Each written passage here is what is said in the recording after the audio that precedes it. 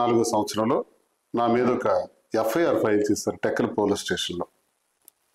ఈ ఎఫ్ఐఆర్ తాలూకా వివరాలు ఏంటంటే, పవన్ కళ్యాణ్ని నేను విమర్శించానంట, ఆయన పైన చెప్పు చూపించారంట. మరి పవన్ కళ్యాణ్ని విమర్శనాత్మకంగా మాట్లాడినందుకు పెట్టినటువంటి కేసు ఇది. దీనికి పెట్టినటువంటి సెక్షన్స్ ఏంటంటే 153 clause A, 504, 505 class 2 and 509 IPC, section 67 of IT act. ఈ సెక్షన్స్ మీద నా మీద కేసు నమోదు. నేను ఇప్పుడు కూటమి ప్రభుత్వానికి ఒకటే అడుగుతున్నాను, ఈ ఇన్సిడెంట్ ఎప్పుడు జరిగింది? 22వ సంవత్సరంలో జరిగింది.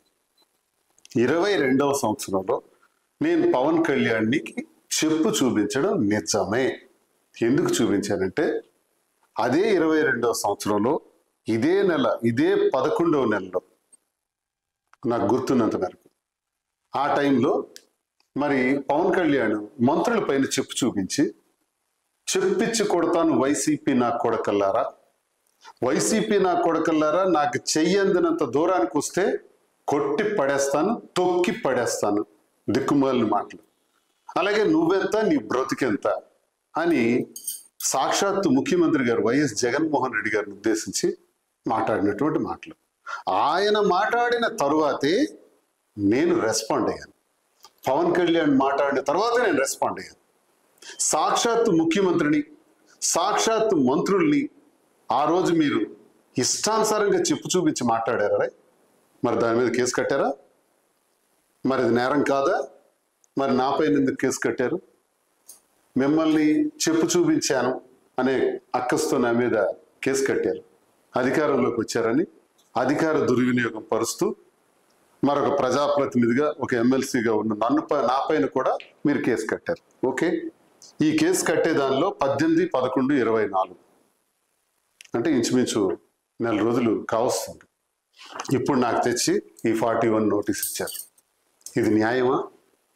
మరి నేను పవన్ కళ్యాణ్కి చెప్పిచ్చి కొడతాను అని నేను అన్నానని 2 ఏళ్ల క్రితం నేను అన్న మాటలు అధికారంలోకి వచ్చిన తర్వాత ఇప్పుడు వీళ్ళు ఎఫ్ఐఆర్ నమోదు చేసి నాకు కేసులు కట్టి అరెస్ట్ చేయాలనుకునేటప్పుడు నా మీద కంప్లైంట్ ఎవరు ఇవ్వాలి? పవన్ కళ్యాణ్ ఇచ్చి ఉండాలి. మరి కంప్లైంట్ ఇచ్చింది ఎవరు?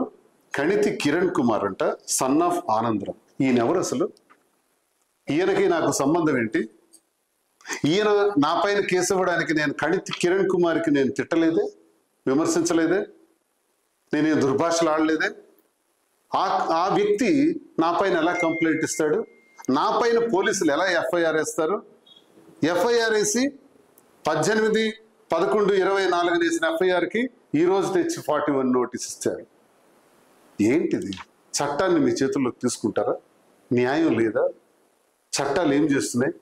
ఇష్టానుసారంగా ఇలా కేసులు కట్టి మమ్మల్ని జైల్లో పెడితే, మమ్మల్ని ఇబ్బందుల పాలు చేస్తే మేము భయపడిపోతాం అన్న ఉద్దేశంతో, నోరెత్తం అన్నటువంటి ఉద్దేశంతో కూటమి ప్రభుత్వం చేస్తున్నటువంటి దుర్మార్గమైనటువంటి చర్యలు. దీన్ని నేను తీవ్రంగా ఖండిస్తున్నాను. మీరు ఈ కేసులు కట్టడం ద్వారా మమ్మల్ని భయాందోళనకు గురి చేస్తారని అనుకుంటే, ఈ కేసుల వల్ల నేను వెనకడుగు వేస్తాను అని అనుకుంటే, ఈ కేసుల వల్ల ఇంకా నేను ఎప్పుడు మాట్లాడను అని మీరు అనుకుంటే మీరు భ్రమల్లో ఉన్నట్టే. ఇంతకు రెట్టింపు ఉత్సాహంతో మాట్లాడతాను. వాయిస్ ఇంకా గట్టిగా పెంచుతాను. డబుల్ ది వాయిస్ గట్టిగా మాట్లాడతాను. ప్రజా పక్షాన మాట్లాడతాను. ప్రజా గొంతై మాట్లాడతాను. జగనన్న ఆశయాల్ని నేను మరింత విశ్లేషణగా ప్రజల ముందు పనిచేస్తూ గట్టిగా మాట్లాడతానని మీకు నేను తెలియజేస్తున్నాను. ఇలాంటి కేసుల వల్ల అదిరేది లేదు, బెదిరేది లేదు.